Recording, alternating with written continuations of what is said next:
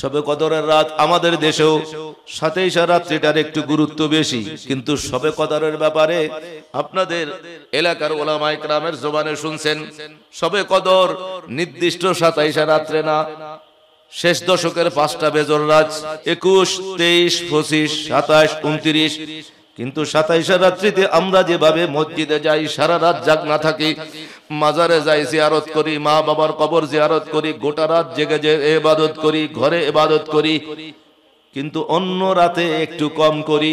এই জন্য আর একদল আছে তারা বলতেছে সুন্নিরা শুধু 27 রাত্রিতে গুরুত্ব দিল, 4টা রাত বাদ দিয়ে দিল, এটা বড় বেদাত। এই জন্য তারা 4 রাতেও গুরুত্ব দেয় নাই, 27 রাত্রিও গুরুত্ব তাদের কাছে নাই। আমরা গুনাহগাররা বলি, প্রত্যেকটা সুন্নি মসজিদের ইমামরা শেষ দশকের 5টা বেজর রাতের কথা সব সময় বলেন, যে কোনো একটা রাত লাইলাতুল কদর হতে পারে। তারপরেও 27 রাত্রিতে মুসলমান মসজিদে কেন বেশি আছে? আল্লাহর ওয়াস্তে যা খানায় কাবায় দেখ যায়া এবং মসজিদে নববীতে দেখ যায়া, সেই জায়গায় ওই 5টা রাতেই আল্লাহর বান্দা নবীর উম্মতরা আল্লাহর ঘরে আসে, দয়াল নবীর মসজিদে নববীতে আসে। কিন্তু 27 রাত্রিতে অন্য সব রাত্রির চাইতে বেশি বেশি মুসল্লি মুসলমান হাজির হয়, বলেন সুবহানাল্লাহ। এত বেশি মুসল্লি মুসলমান আসে। অন্যান্য দিনে সুন্দর করে তারাবির নামাজে আপনি যে কোনো জায়গায় জায়গা পেয়ে যাবেন আরামে, কিন্তু 27 রাত্রিতে যদি আগে ভাগে জায়গা না নেন, আপনার খবর আছে, জায়গা তো মসজিদে নববীতে পাবেন না। মসজিদে নববীর চতুর্দিকে উঠান আছে, লক্ষ লক্ষ লক্ষ আল্লাহর বান্দা নবীর উম্মতরা নামাজ পড়তে পারে, সেখানেও জায়গা পাবেন না। দেরি হইলে যাইতে হবে, রাস্তায় গিয়ে নামাজ পড়তে হবে। কিরে মৌলানারা, কিরে মুফতিরা, কি বলবি? আরে 27 আগের রাত্রি যেটা বেজর রাত্রি গেল, 25 রাত্রিতেও মসজিদে নববীর ভিতরে জায়গা পাওয়া গেছে, এবং তারাবির নামাজ শুরু হয়ে যাওয়ার পরেও মসজিদে নববীর ওই যে সেহেন আছে, উঠানে জায়গা পাওয়া গেল। এইভাবে অন্যান্য বেজর রাত্রিতে পাওয়া গেল, 27 রাত্রিতে কেন পাওয়া যাইতেছে না? আরে 27 রাত্রির গুরুত্ব আলাদাভাবে বেশি আছে। দয়াল নবীর জামানাত থেকে সেই আমল চলতেছে এখন পর্যন্ত। 27 রাত্রিতে মুসল্লিদের আগমন বেশি হয়, বলেন সুবহানাল্লাহ। এটার ধারাবাহিকতায় আল্লাহ পাকের দয়ায় এই দেশে যারা ওলি আল্লাহ আসছেন, যারা ইসলাম কায়েম করেছেন, ওনারাও বেজর রাত্রি 5টা রাত্রির কথা বলেছেন, কিন্তু 27 রাত্রির গুরুত্ব বেশি দিয়েছেন। নবীজি সাহাবায়ে কেরাম গুরুত্ব দিয়েছেন, তাবিঈনগণ গুরুত্ব বেশি দিয়েছেন। এই জন্য যারা সঠিক লাইনে আছে, মূল ধারায় আছে, সুন্নি মুসলমানরাও অন্য 5টা রাত্রির মধ্যে 4টা রাত্রি গুরুত্ব দেন, ওটাকে অস্বীকার করেন না। কিন্তু 27 রাত্রির ফজিলত সাহাবায়ে কেরাম বেশি দিয়েছেন, তাবিঈনগণ বেশি দিয়েছেন, আল্লাহরা ওলি আউলিয়ায়ে কেরামগণ 27 রাত্রির গুরুত্ব বেশি দিয়েছেন। এই জন্য আমরাও 27 রাত্রির গুরুত্ব বেশি দেই, বলেন সুবহানাল্লাহ। 27 রাত্রির গুরুত্ব আলাদাভাবে বেশি। এমনকি গৌসুল আজম দস্তগীর রাদিয়াল্লাহু তাআলা আনহু তিনি বলেছেন, হ্যাঁ আল্লাহর নবী বলেছেন 5টা রাত্রিতে তোমরা কদরের রাত, বেজর রাত্রিতে শেষ দশকে বেজরের রাত তালাশ করার পরে আল্লাহর নবী কিছু আলামত বলে দিয়েছেন। গৌসুল আজম দস্তগীর বলতেছেন, আরে সেই আলামতটা 27 রাত্রিতে বেশি পাওয়া যায়, বলেন না সুবহানাল্লাহ। এই জন্য 27 রাত্রিতে আমাদের একটু চেষ্টা বেশি, আমরা যেন আল্লাহ পাকের দয়া পাই, লাইলাতুল কদরের সমস্ত নিয়ামত পাই। এই জন্য 27 রাত্রির গুরুত্ব শুধু আমাদের দেশে সুন্নি মসজিদে নয়, মসজিদে নববীতে, বাইতুল্লাহ শরীফে এখনো 27 রাত্রিতে মুসল্লি বেশি, কারণ অন্য রাত্রের চাইতে এই রাতের গুরুত্ব বেশি। ওই মূল ধারার মধ্যে আমরা আছি, আল্লাহ পাকের দয়ায় শুকরিয়া আদায় করেন আলহামদুলিল্লাহ। আরো মহব্বতে বলেন আলহামদুলিল্লাহ। আপনারা এখনো শবে বরাত পালন করেন, তো শবে বরাত একদল মানে না, এটা তো গেছে মুসলমান, কিন্তু হিন্দু বৌদ্ধ চাকমা ইহুদি নাসারার কথা বলতেছি না, মুসলমানের ফুত শায়ক বড় মোতামেম শবে বরাত বেশি বেদাত কি নাউজুবিল্লাহ বলেন না। বিশেষ করে যারা এখন স্পষ্ট কথা আপনাদের বোঝানোর জন্য, আমরা জানি যে পুরুষের নামাজ ভিন্ন, মহিলাদের নামাজের সিস্টেমটা, নামাজ তো একই, ভিন্ন আছে। মা বোনরা হাত বাঁধবেন এক জায়গায়, পুরুষরা হাত বাঁধবে কানের লতি পর্যন্ত, হাত উঠাইয়া তাকবীরে তাহরিমা বলে আল্লাহু আকবার বলে নাভির ঠিক নিচ বরাবর, কথা কোন ঠিক কিনা? মা বোনরা সিনা বরাবর বাঁধবেন। এখন নতুন আর এক ফাটি আসছে, কথা না মাইফা মরত এক দুলিয়ে আছে না নাই, মরত হয়ে বুকের উপর হাত বাঁধে, আছে না নাই? আর বুকের উপর হাত বাঁধে তাদের যে কত স্টাইল, কে ফেডের উপরে, আবার কে কেনা বুকের উপরে, কে এন ভাবে বান্ধে মনে দিতে গলা লটকাই ধরিব এখনই, নাউজুবিল্লাহ পড়েন নাউজুবিল্লাহ। এইগুলা হচ্ছে সমাজে বর্তমানে সবচাইতে বড় ফিতনাবাজ। আর চট্টগ্রামের জমিন আরেকটা বড় ফিতনাবাজ, বড় ফিতনা চলতেছে, সুন্নি দরবারের মধ্যে ঢুকে গেছে শিয়া। কথা কোন ঠিক কিনা? সমস্ত সাহাবায়ে কেরাম জান্নাতি, কোনো সন্দেহ নাই। দলিল নেওয়ার প্রয়োজন হলে আব্দুল খালেক হুজুর এখনো হায়াতে আছেন, জামিয়ার অনেক ফারুকুত তাহসিল উলামায়ে কেরামের জমিনে আছে। ইসলাম ধর্ম গায়ের জোরে চলে না, দলিলের জোরে কথা বলতে হবে। কথা বলেন ঠিক কিনা? এই জন্য ওই ফিতনা থেকে বাঁচার জন্য কিছু যদি না পারেন, আল্লাহর কাছে দোয়া করবেন, আল্লাহ যারা ফিতনা সৃষ্টি করতেছে তাদেরকে হেদায়েত দাও। যদি হেদায়েত নসিবে না থাকে, আল্লাহ ফিতনাবাজদেরকে জমিনে ফেরাউন, হামান, কারুনের মতো ধ্বংস করে দাও। আমিন কোন আমিন আমিন। আল্লাহ তারপরও ফিতনাবাজদের ফিতনা থেকে সরল প্রাণ মুসলিম উম্মাহ ঈমানদার নারী পুরুষের ঈমানটাকে হেফাজত করে দাও। আমিন। দোয়া তো করতে পারি, কোনো সমস্যা আছে নি? নবীজির হর সাহাবী জান্নাতি।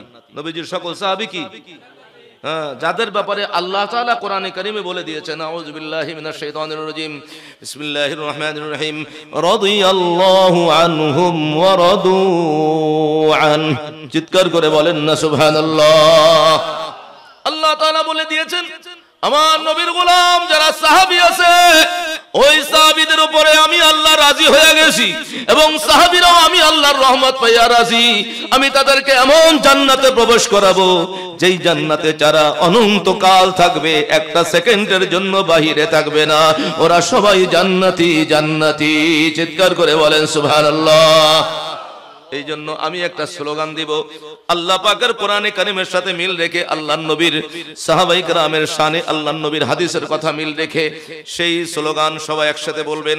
আমি বলবো হর সাহাবী হর সাহাবী, আপনারা বলবেন জান্নাতি জান্নাতি। হর সাহাবী হর সাহাবী, সবাই হর সাহাবী হর সাহাবী। আল্লাহ, এটাই হলো সহিহ আকীদা।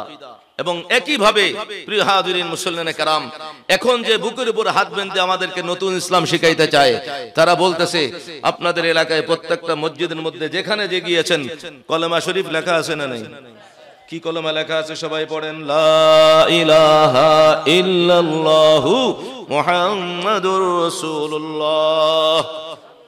বুকের উপরে হাত বাঁধে যারা নামাজ পড়ে, আপনারা অনেক সময় না বুঝে ইমাম সাহেব যদি ওই পরিচয় যারা দিছে আহলে হাদিস তাদেরকে কিছু কয়, অনেক সময় মুরব্বীরা মসজিদের মুতল্লি, সভাপতি, চেয়ারম্যান, মেম্বারে আন্দাজ যে কয়ে ফেলায়, হুজুর ঠেলাঠেলি করি লাভ নাই, কত মানুষ নোয়াজ নফরের, এতে তো নোয়াজ সজ্জি নইলে বুকের উদ্দে হাত বান্ধি দিলে কি অসুবিধা নাই? এরকম যুক্তি আছে না নাই? কথা কয় অসুবিধা কি, এতে তো নোয়াজ পড়ের, খতটা নোয়াজ নফরের, এটার কিছু নফর। ওরা বেনামাজির চাইতে আরো ভয়ঙ্কর। আপনি কার পক্ষে সুপারিশ করতেছেন? ওদের গোড়ায় সম্পর্ক জানেন না, আপনি বিয়াক্কল হয়ে আছেন। ওরা বলতেছে যারা লা ইলাহা ইল্লাল্লাহু মুহাম্মাদুর রাসূলুল্লাহ কলমা পড়ে মানে কয় এগুলা সব কাফের। আরো জোরে বলেন না নাউজুবিল্লাহ। বাংলাদেশে শুরু হয়ে গেছে, অপেক্ষা করেন, চট্টগ্রামে আসতেছে, অনেক জায়গায় চলে আসছে। ঢাকার জমিনে দাড়ি পাকা মুরব্বীরা বুকের ব্যথার কষ্ট আহ করে বলতেছে, হুজুর মসজিদ প্রতিষ্ঠা হওয়ার পর থেকে এই কলেমায়ে তৈয়বা লেখা ছিল, আজকে এক ইমাম আসার পরে কমিটির 2-4 জন পয়সাওয়ালা ঠিক করে তার দরে বিরাইয়া তারা ওই কলমার থেকে লা ইলাহা ইল্লাল্লাহ এটুক রেখে মুহাম্মাদুর রাসূলুল্লাহ ভাঙছে, ফেসবুকে আসছে মুহাম্মাদুর রাসূলুল্লাহ টাইলস ভাঙ্গা পায়ের তলে ফেলছে। আরো জোরে বলেন না নাউজুবিল্লাহ। যারা আমার নবীর নাম মোবারক বরদাস্ত করতে পারে না, আমার নবীজির নাম মোবারক মসজিদ থেকে বের করে দেয়, আল্লাহর কসম আল্লাহর কসম আল্লাহর কসম, ওয়াল্লাহি বিল্লাহি তাল্লাহি, ওরা যে ওই জায়গায় বেঈমান কাট্টা কাফের, এতে যারা সন্দেহ করবে ওরাও কাফের হইয়া যাইবে। কথা বলেন ঠিক কি না? সারা জিন্দেগি লা ইলাহা ইল্লাল্লাহ পড়লেন, কলমার শেষ অংশ না পড়লে আপনি ঈমানদার হতে পারবেন? কোন মায়ের পেটের সন্তান যদি হালাল সন্তান হয়ে থাকে পারলে দেখাও। আমার নবীকে আল্লাহর রাসূল মানতেই হবে। এই কলেমার দলিল নাকি তারা খুঁজেই পায় নাই। কন্না নাউযুবিল্লাহি মিন যালিক। সুন্নি মুসলমান, আল্লাহ পাকের বড় দয়া আপনাদের উপরে, এত দলিল জানেন না, কিন্তু আল্লাহ রাসূলের দেওয়া দ্বীন শরীয়তের সহি আমল করেই যাইতেছেন। দলিল কিন্তু জানেন না। এই যে মোনাজাত হয়, একজন ইমাম সাহেব মোনাজাত করে, তিনি কথা বলেন আরবিতে বা বাংলায়, মুসল্লিরা সবাই একসাথে আমিন বলেন না, কি বলেন না? এখন আমি যদি বলি, আমার দাড়ি বেকা মুরব্বীরা আমিন বলতে বলতে বয়স 70 পার করছেন, এখন আমি যদি ফতুয়াটা দেই আমিন কওয়া বেদাত, আপনি আমিন কেন বলবেন? ওবা যারা আমিন কিল্লে ক দলিল জানো না, যারা তো আক করিতে আইবো ছোট কালের তো আমিন খোঁজ দিয়ে আবার কি দলিল ন জানি, কথা কন ঠিক কিনা? বেদাত বলা সহজ, ইসলামে নাই বলা সহজ, আছে বলতে হলে মোল্লারে লেখাপড়া করা লাগবে, কথা কন ঠিক কিনা? এই যে আমিন বলতেছেন, একইভাবে 5 ওয়াক্ত নামাজের পরে হাত তুলে একসাথে জমায়েত হয়ে দোয়া করতেছেন। শুক্রবার দিনে জুমার নামাজ পড়ে মায়ের কবর, বাবার কবরটা জিয়ারত না করে ঘরে যাইতেছেন না। এই চট্টগ্রামে জন্ম হওয়ার কারণে আল্লাহ পাকের অনেক দয়া এখনো আপনাদের উপরে আছে। চট্টগ্রাম থেকে বের হয়ে যান, আমার নিজের এলাকা বরিশাল ডিস্ট্রিক্টের মধ্যে, ওই বরিশালের জমিনও এক সময় সন্তানরা মা বাবার কবর জিয়ারত করে ঘরে যাইতো। এখন সারা সপ্তাহে একদিনও করে না, মা বাবার কবরের পাশ দিয়া যায়, একটা সালাম পর্যন্ত দেয় না। মসজিদের সাথে মা বাবার কবর আছে, জুমার দিন নামাজ পড়তে আসে আর যায়, জিয়ারত করতে যায় না। এমনকি ঈদের দিনে নামাজ পড়ে যায় ঘরে, মা বাবার কবর জিয়ারত করে না, বলেন নাউজুবিল্লাহ। আল্লাহ তাআলা বড় তাকিদ দিয়ে গুরুত্ব দিয়ে বলতেছেন, নিশ্চয়ই নিশ্চয়ই নিশ্চয়ই শয়তান তোদের প্রকাশ্য শত্রু। আল্লাহর হস্তে আল্লাহর দেওয়া দিমাগটাকে ফ্রি করেন, আল্লাহর সন্তুষ্টির জন্য শুনেন, তারপরে সহি জবাবটা দেন। শত্রু যে হয় সে কি আপনাকে আমাকে, শত্রু কি লাভ করে দিতে চায় নাকি ক্ষতি করতে চায়? দুনিয়ার জমিনের শত্রুর জন্য কত সচেতন হয়ে গেছি আমরা। শত্রুকে ঘায়েল করার জন্য তদবির পর্যন্ত করে, সেহের জাদুটোনা করে, নেতাদের সাথে সম্পর্ক রাখে, শত্রুতামি করো তোরে দেখাই দিব, আছে না নাই কথা কন? এইভাবে যারা একটু আল্লাহর ভয় অন্তরে রাখে, আলেম ওলামায়ে কেরামদেরকে পাইলে বলে, হুজুর আমার ডানে বামে বাড়ি আলা যারা আছে, আমার আপন স্বাস্থ্য ভাই জাটাতো ভাই, খালি শত্রুতামি খালি দুশ্মনী করতেছে, হুজুর একটু দোয়া করেন, আছে নাকি নাই? কথা বলেন, আছে না নাই? দুনিয়ার জমিনে সামান্য জমিন নিয়ে ঠেলাঠেলি করার কারণে দুশ্মনী করতেছে, আমার ক্ষতি হইতে পারে, সেই জন্য আমরা সবাই সাবধান, আমরা সবাই সতর্ক। দুশ্মনকে কিভাবে ঠেকাবো, দুশ্মনীর থেকে কিভাবে বাঁচবো, এটার জন্য কাউকে শিখাই দিতে হয় না। কিন্তু রব্বুল আলামিন যে কুদরতি জবানে স্পষ্ট করে জানাই দিলেন, আরে ইবলিস শয়তান তোদের চিরশত্রু, প্রকাশ্য গোপন না। দুনিয়ার জমিনে শত্রুতামি গোপনে গোপনে পিছনে পিছনে করতেছে, প্রকাশ্য শত্রু হইলে তো তার খবর আছে, কথা কন ঠিক কিনা? অথচ আল্লাহ পাকের কালাম জানার পরও আমরা মানি না, পরিচয় দেই সুন্নি মুসলমান। এত সোজা নয়। ইমানদার মুসলমানে কারাম, সুন্নি মুসলমানদের পিছনে ইবলিস শয়তান অন্য মুসলমানের চাইতে আরো বেশি লাইগা থাকে, কারণ ইবলিস শয়তান ভালো করে জানে 72 ফিরকা জাহান্নামীর অন্তর্ভুক্ত যেই মুসলমানগুলো আছে, ওগুলোর পিছনে এত বেশি কষ্ট করা লাগে না। আকীদায় নষ্ট করে দিয়েছে, বাস চলতেছে তো চলতেছে।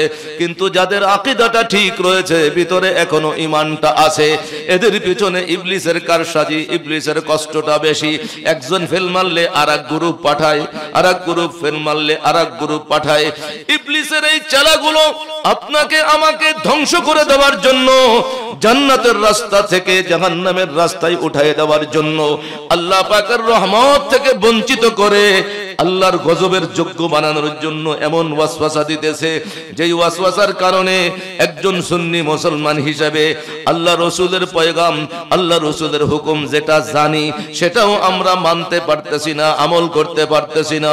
কথা বলেন ঠিক কিনা? সামনে রমজান আসতেছে, শবে বরাত চলে গেছে। চট্টগ্রামের সুন্নি নওজওয়ান, তোমরা কঠিন সময় অতিবাহিত করবা বাবারা। তোমাদের আমাদের মুরব্বী যারা এখনো বেঁচে আছেন তাদের কাছে জিজ্ঞাসা করে দেখো, এই আনোয়ারার জমিনে 5-10 বছর আগে ইসলাম নিয়ে এত দলাদলি ছিল না। দিন দিন ইসলাম নিয়ে ফিতনা আর দলাদলি কমতেছে না বাড়তেছে? কিভাবে বাড়তেছে? বাড়তে বাড়তে বাড়তে প্রথম তো সুন্নি ছাড়া আরো যত দল আছে তাদের সাথে দ্বন্দ্ব ছিল। এখন সুন্নিদের মধ্যে দ্বন্দ্ব, এক দরবার আর এক দরবার লাইগা গেছে, আছে না নাই? কথা কোন আছে না নাই? এরপরে এমন এমন ফিতনা বাংলাদেশে শুরু হয়েছে। একটা দলের নাম আহলে কোরআন, আপনাদের হয়তো জানা নাই, জানলে আশ্চর্য হবেন। আমরা দিনে রাইতে আল্লাহ পাকের দয়ায় নামাজ মানি, পড়ি আর না পড়ি মানি। দিনে রাইতে নামাজ কয় ওয়াক্ত? মনে প্রশ্ন করলে মনে হচ্ছে কঠিন, জানেন না এটা? তো বলেন না কেন কয় ওয়াক্ত? বলে হুজুর নফরি তো নফরি তো এত নফরদেরই না। বলেন, স্বীকার করেন। যারা স্বীকার করে পড়তে পারে না তাদেরও ভিতরে ঈমানটা আছে আলহামদুলিল্লাহ। যেগুলো স্বীকারই করে না, অস্বীকার করে, সে কাফের হয়ে যাবে। বলেন না নাউজুবিল্লাহ। বেহেশতের বাগানে বসছেন, আল্লাহ পাকের দয়া হলে পিছনে নামাজ কাজা হইতো, আল্লাহ পাক আজকে কবুল করলে আর নামাজ কাজা হবে না। নামাজ না পড়লে ভালোই লাগবে না। পড়েন না সুবহানাল্লাহ। দিনে রাইতে আমরা জানি নামাজ 5 ওয়াক্ত নামাজ। আমাদের দেশেও আসছে এই ফিতনা। আহলে কোরআন, তাদের পরিচয় কত সুন্দর পরিচয়। আহলে কোরআন, কোরআনওয়ালা। কোরআনের উপরে মুসলমানের কাছে আর কিছু নাই। কোরআন সামনে নিয়া কত সুন্দর সাইনবোর্ড, সাইনবোর্ডের পিছনে কত কালো দেখেন। তারা বলতেছে আমাদের দেশের মৌলবীরা, পীর মাশায়েখরা আমাদেরকে গলত বুঝাইছে, ভুল বুঝাইছে। তারা 5 ওয়াক্ত নামাজের কথা বলছে, অথচ কোরআনের মধ্যে নামাজ আছে দিনে রাইতে মাত্র 3 ওয়াক্ত। চিৎকার করে বলেন না নাউজুবিল্লাহ। আনোয়ারাই এখনো সেই কথা বলতে সাহস পায় নাই। আলহামদুলিল্লাহ, আসতেছে আপনার ঘরে ডানে বামে চলে আসছে।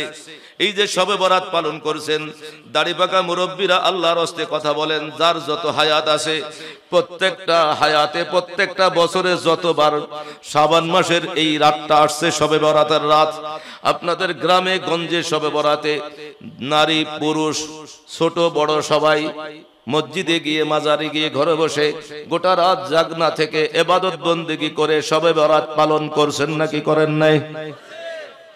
এখনো করেছেন? এবছর করছেন নাকি? আপনি করতেছেন, আপনার খবর নাই। হতে পারে আপনার একজন বাইফুত হতে পারে, বাইগনা হতে পারে, নিজের ফুত হইতে পারে। বাপের বিরুদ্ধে ফতোয়া দেয়, শবে বরাত সবচেয়ে বড় বেদাত। জোরে কন্না নাউজুবিল্লাহ।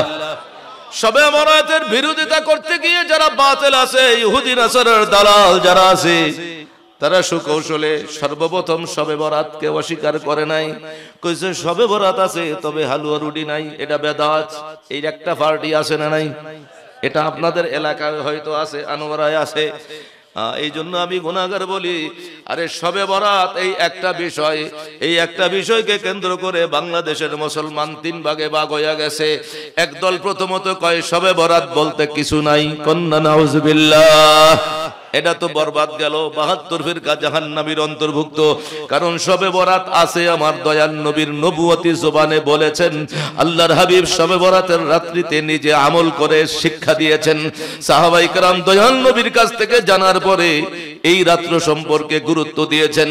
মক্কা মুকাররমায় আল্লাহর নবী রাহমাতুল লিল আলামিনের পবিত্র বেলাদত শরীফ জন্ম হয়েছে। নবীর বাড়ি কাবা ঘরের সীমানায়।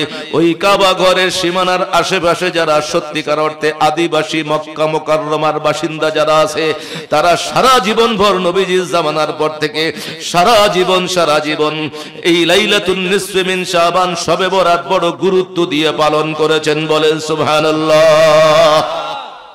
এখনো সেটার আমল আছে, মসজিদে নববীতেও আছে। যারা আপনার আমার আত্মীয় স্বজন ওই দেশে থাকে, দেখবেন আমরা গুনাহগারেরা শাবান মাসে গিয়েছি, যারা যায় উমরা করতে তারা দেখেছেন শাবান মাসে হাজী সাহেবরা রোজা রাখেন। শুধু শাবান মাস নয়, অন্যান্য মাসেও মসজিদে নববীর কথা আমি নিজের চোখে দেখেছি, যেটা সেটা বলতেছি। আল্লাহ পাকের দয়ায় কিছুদিন আগে উমরা করতে গিয়েছি, তখন সেখানে দেখেছি মাগরিবের আগে আগে সেখানে ইফতারির আয়োজন হয়। এই ইফতারির আয়োজন হইতেছে কিছু কিছু স্পেশাল দিনে ইফতারি বেশি দেখা যায়, প্রতিদিন কম বেশি আছে। হঠাৎ দেখতেছি একদিন আজকে ইফতারির আয়োজন বেশি। চিন্তা করলাম কি ব্যাপার। আর একজন মদিনা মুনাওয়ারায় আমার সাথে আছে, বলছে হুজুর দেখছেন নি গতকালকের চাইতে আজকে কিন্তু আয়োজন বেশি। কারণটা কি? কারণ হলো আজকে সোমবার দিনের রাত, রবিবার দিন গত রাত, সোমবার দিন গত ইফতারি, সোমবার দিনে আল্লাহর নবীর বেলাদতে বা সাআদাত মিলাদুন নবী হয়েছে। এই জন্য এখন পর্যন্ত সোমবার দিনে রোজা রাখার রোজাদার মসজিদে নববীতে বেশি দেখা যায়। বলেন সুবহানাল্লাহ। আমরা রবিউল আউয়াল মাস আসলে একটু বড় সড়ো আয়োজন করলে এদেশের মোল্লা মৌলবীদের মাথা গরম হয়ে যায়। বেদাত কইতে কইতে কইতে ওদের মুখে ফেনা উঠে গেছে। আর তোরা যায়া দেখ খোদ মসজিদে নববীতে প্রত্যেক সোমবারে মিলাদুন নবী সাল্লাল্লাহু আলাইহি ওয়া আলিহি ওয়াসাল্লামকে কেন্দ্র করে আল্লাহর বান্দা নবীর উম্মতেরা প্রত্যেক সোমবার মিলাদুন নবী উদযাপন করে ইবাদত বন্দেগীতে কাটাই দিচ্ছেন। বলেন সুবহানাল্লাহ। একইভাবে শবে বরাত মসজিদে নববীতেও আছে, একইভাবে শবে কদর সামনে আসতেছে। কথা বলেন ঠিক কিনা? শবে কদরের রাত আমাদের দেশেও 27 রাত্রিটার একটু গুরুত্ব বেশি, ঠিক কিনা?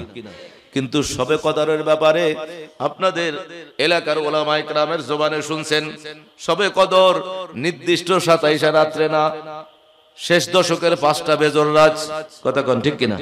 21, 23, 25, 27, 29।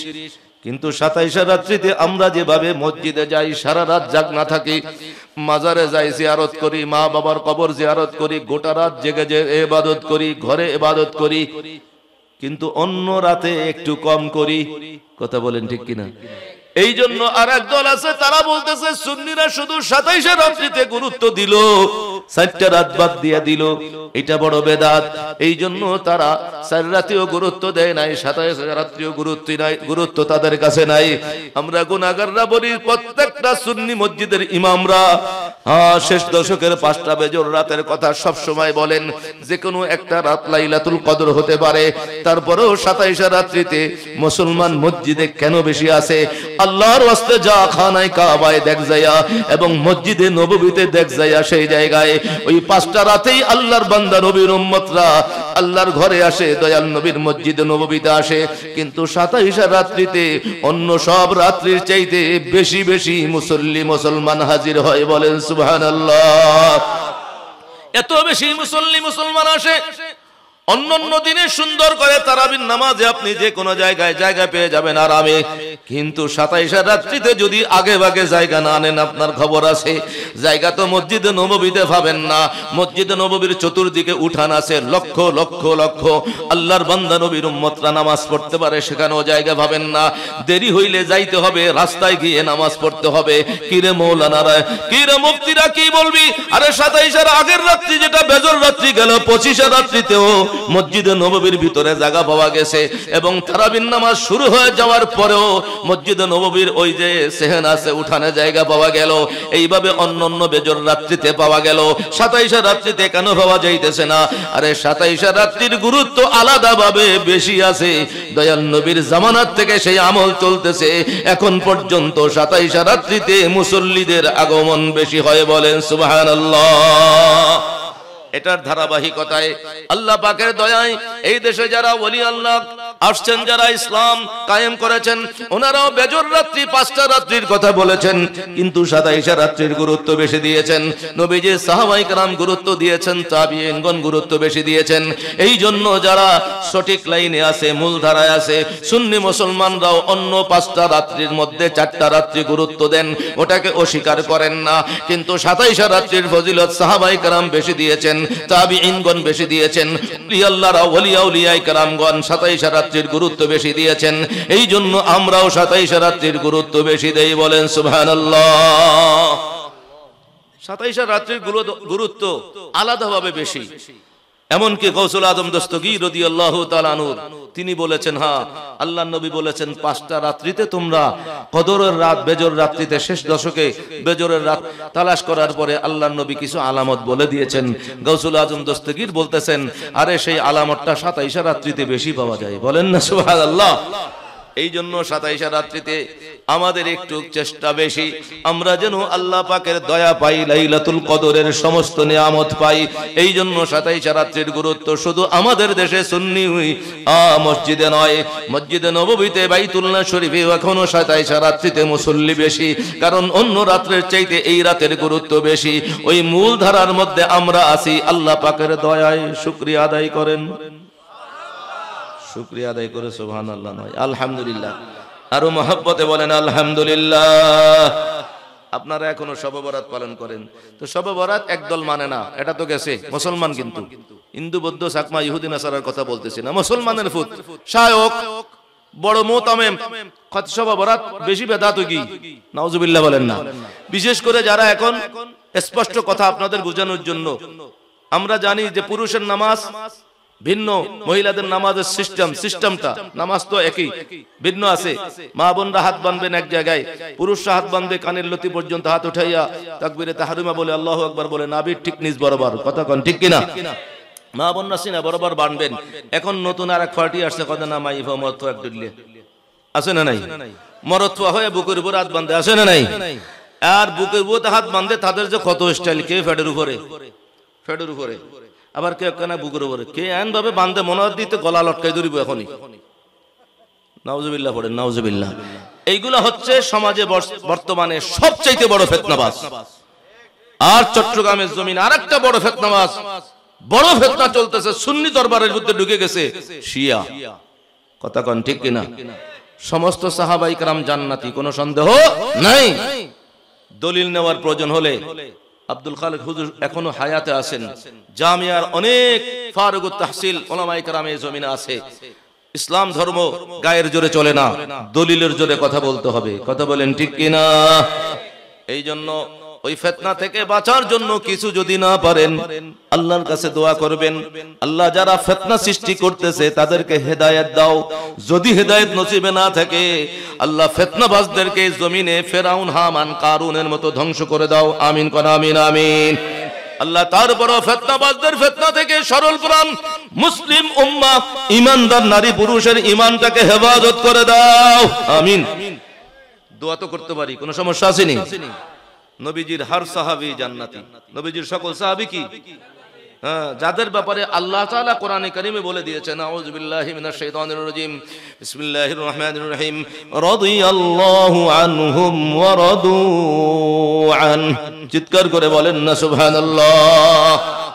আল্লাহ তাআলা বলে দিয়েছেন, আমার নবীর গোলাম যারা সাহাবী আছে, ওই সাহাবীদের উপরে আমি আল্লাহ রাজি হয়ে গেছি, এবং সাহাবীরাও আমি আল্লাহর রহমত পাইয়া রাজি।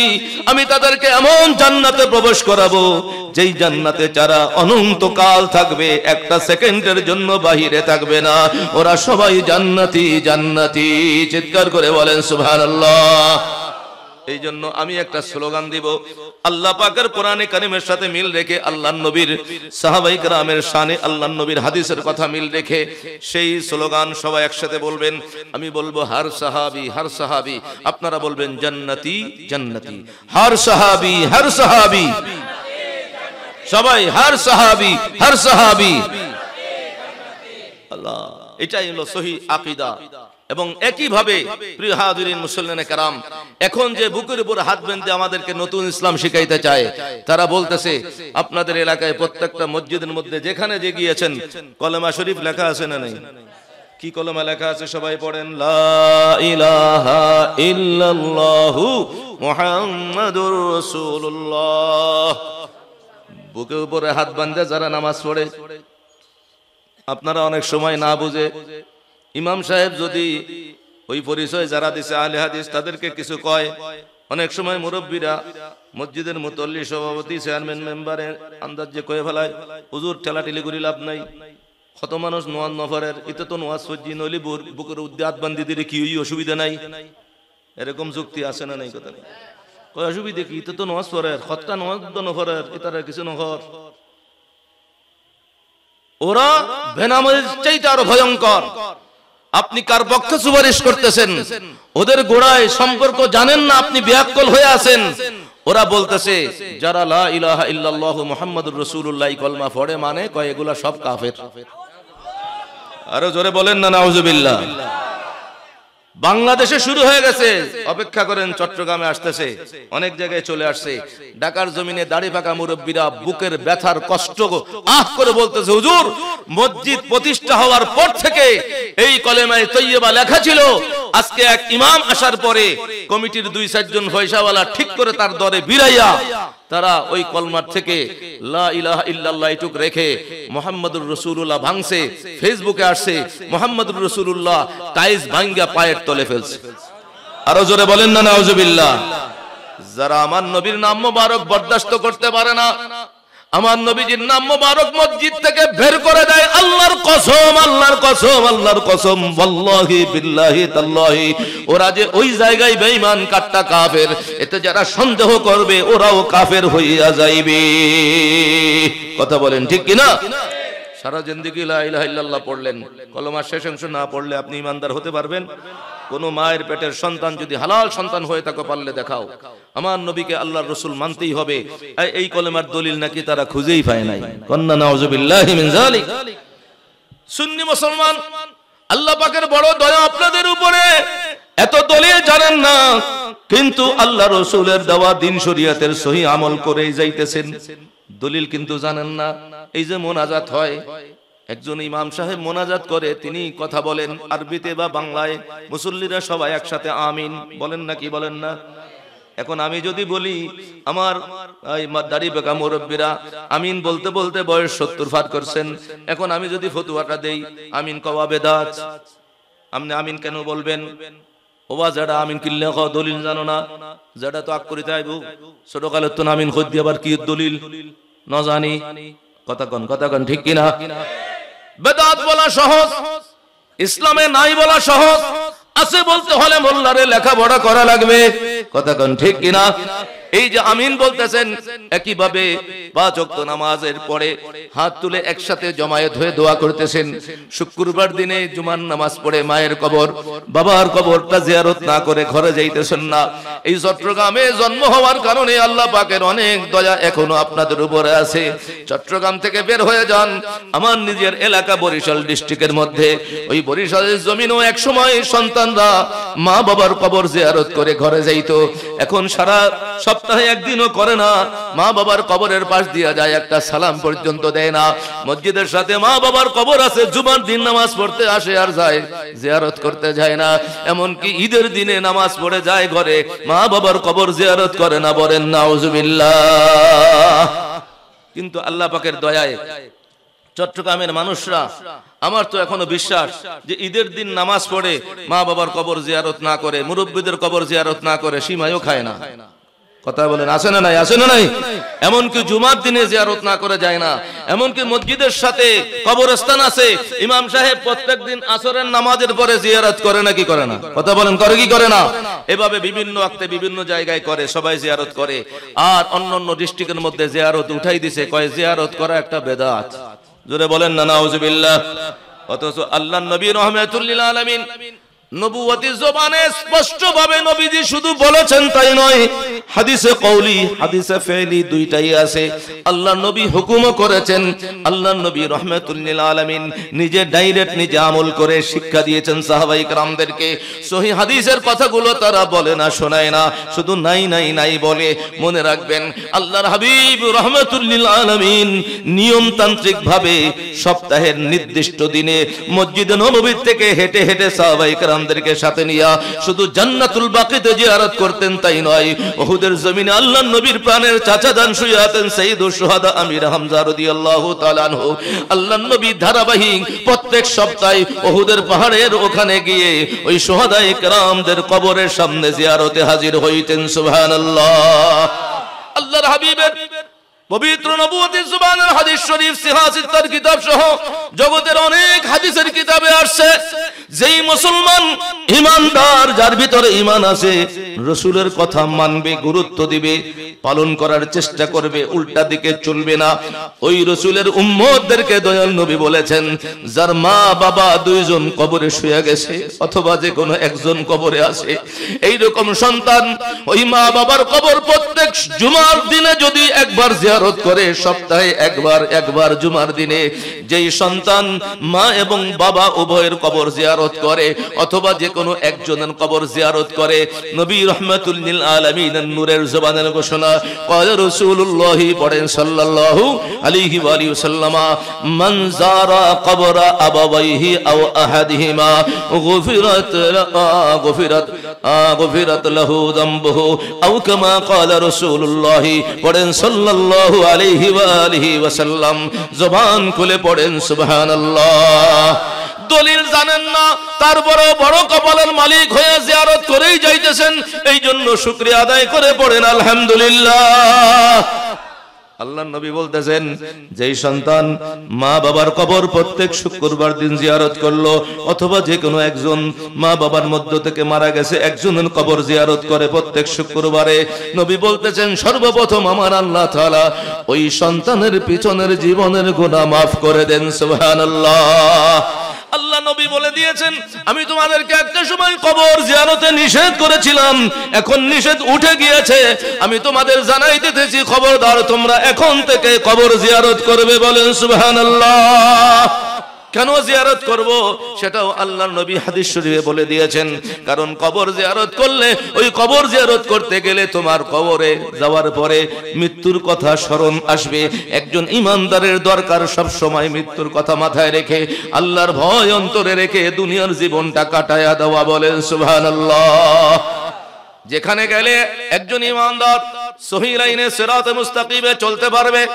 ইহুদি নাসারারা গবেষণা করে দেখেছে, আল্লাহর হাবিবের কথাগুলো নবীর উম্মত যদি ধারাবাহিকভাবে এই কবরের জিয়ারতটা ঠিকমতো আদায় করে, তখন কবরের পাশে যাবে আর তাদের অন্তরটা নরম থাকবে, নিজের মৃত্যুর কথা স্মরণ হবে, কবর দেখবে, কবরে তো আমারও যাওয়া লাগবে, স্মরণ আসবে। এভাবে যদি চলতে থাকে এদেরকে পদস্খলন ঘটানো যাবে না, 72 ফিরকা জাহান্নামের রাস্তায় উঠানো যাবে না। এই জন্য তারা টাকা পয়সা নয়, ডলার, হাজার হাজার কোটি কোটি ডলার খরচ করতেছে এই রকম আমলের পিছনে।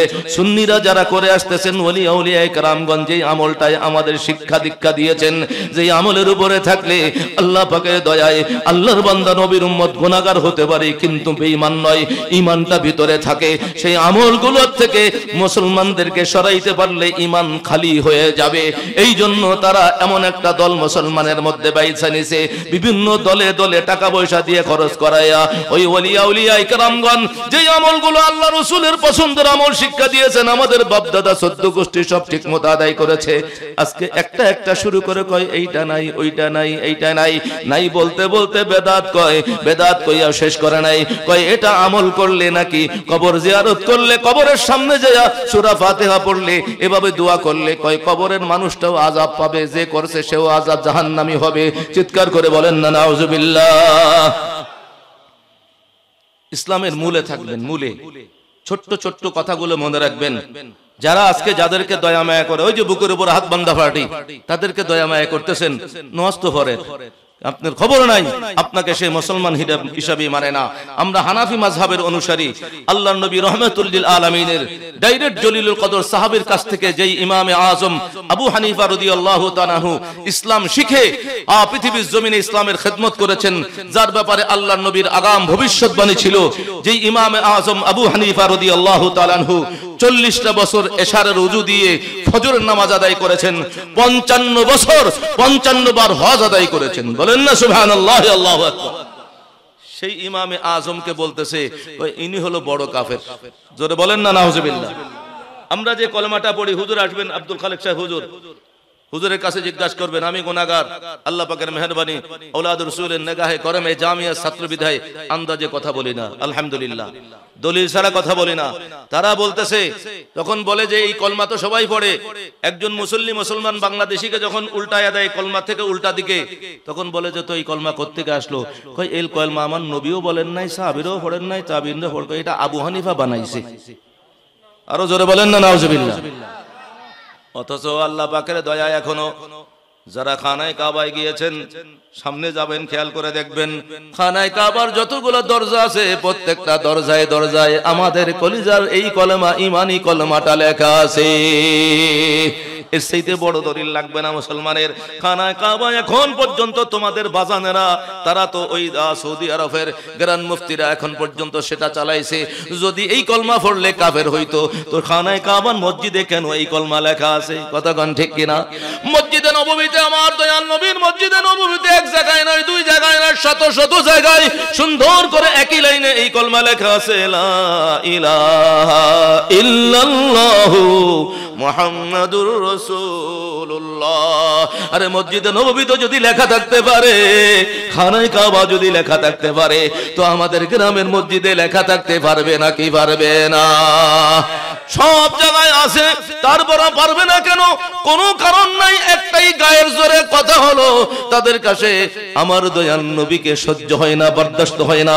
কারণ নবী যতক্ষণ পর্যন্ত আল্লাহর বান্দা, নবীর গুনাহগার উম্মতের সিনার মধ্যে মহব্বত এবং তাজিমে থাকবেন, ততক্ষণ পর্যন্ত তাকে ঈমান থেকে খালি করতে পারবে না। এই জন্য নবীকে যদি মহব্বতের জায়গা থেকে সরাই দিতে পারে, তাজিমের জায়গায় থেকে সরাই দিতে পারে, তখন ওই মুসলমানগুলো খাল্লা মুসলমান হয়, ঈমান ছাড়া মুসলমান। নামাজ পড়ে তবে ঈমান ছাড়া নামাজ। জানতে চাই আমরা কি নামাজ পড়বো ঈমান ছাড়া না ঈমান সহ?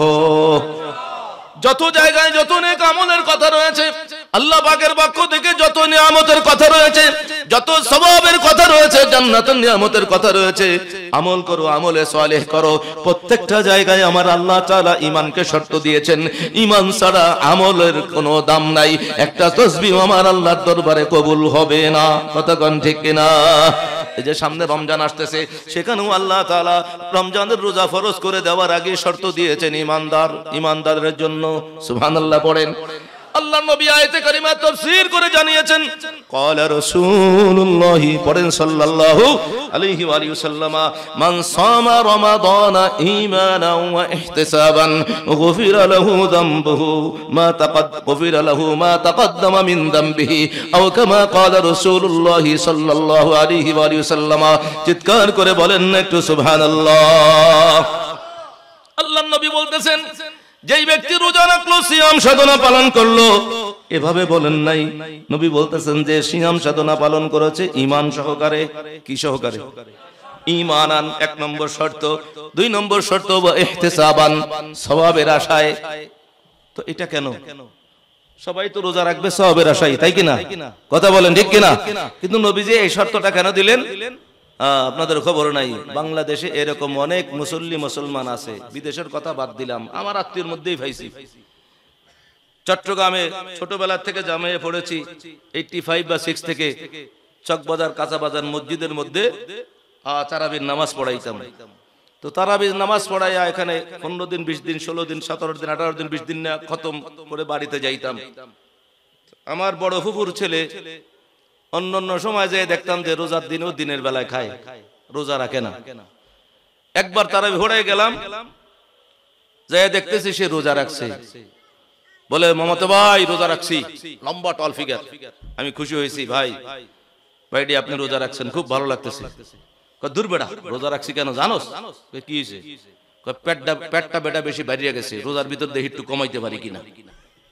নাউজুবিল্লাহ পড়বেন না? তোর রসুলের কথা হিকমত থেকে খালি নাই। এতে সওয়াবের জন্য রাখে নাই, রাখছে কেন? ফ্যাট কমাইতে। এতে ফ্যাটই কমবে, সওয়াব নসিব হবে না। এই জন্য নবী 2টা শর্ত দিয়েছেন। রোজাদারের গুনাহ মাফ হবে, পিছনের গুনাহ মাফ হবে, কোনো সন্দেহ নাই। নম্বর আউয়াল, 1 নম্বরে ঈমান সহকারে রোজা রাখতে হবে, অর্থাৎ সুন্নি আকীদা নিয়ে রোজা রাখতে হবে। সুবহানাল্লাহ বলেন না? এরপরে সওয়াবের আশায়, পেট কমানোর আশায় নয়, তুমি সওয়াবের আশায় রোজা রাখো, পেট অটোমেটিকলি কমে যাবে। পড়েন না সুবহানাল্লাহ? প্রিয় হাজিরিন, প্রত্যেকটা আমলের বেলায় আল্লাহ রাসূলের দেওয়া শর্ত ঈমান লাগবে। এখন কিন্তু বাংলাদেশের জমিনে আমলের গুরুত্ব এত বেশি বুঝাইনো হচ্ছে, এত বেশি আমলের গুরুত্ব বোঝানো হচ্ছে, আমলের গুরুত্ব বুঝাইতে যাইয়া সুন্দর সুন্দর সাইনবোর্ড দিয়া ভিতর থেকে আকীদা নাই। কথা কন ঠিক কিনা? আকীদা নাই, ঈমান নাই, তোর আমল দিয়ে কি হবে? ঠিক কিনা? প্রিয় হাজিরিন, সুন্নি উলামায়ে কেরামের জবানে শুনতেছেন, সেই জন্য আবার সুন্নি জনতা আছে, আবার অনেকে চিন্তা করে আর আকীদা ঠিক আছে, নওয়াজ ভুললি কি? নাউজুবিল্লাহ পড়েন, আরো জোরে বলেন নাউজুবিল্লাহ। এরকম হতে পারে না। কোন ফিরের মুরিদ যদি কয় আই কিল্লা নামাজ পড়তাম, আই তুই ফিরদজ্জি, আর ফিরে পড়েন, আচ্ছা দরকার নাই, তুমি বন্ড, কথা কন না কেন? সে কি বন্ধ। ঢাকার জমিনে এরকম একজন আমার বন্ধু চট্টগ্রামে পড়েছে, এখন কাদরিয়া মাদ্রাসার হিস্ট্রি লেকচারার। ওনার পরিচিত ঢাকায় আমাদের কাদরিয়া মাদ্রাসার পাশে একজন বড় লোক, সেখানে সে বড় করে ওরস ফাতিহা করে, মিলাদ কিয়ামও করে, একার টাকায় বিভিন্ন মৌলবী দাওয়াত দিয়ে টাকা পয়সা মেলা খরচ করে।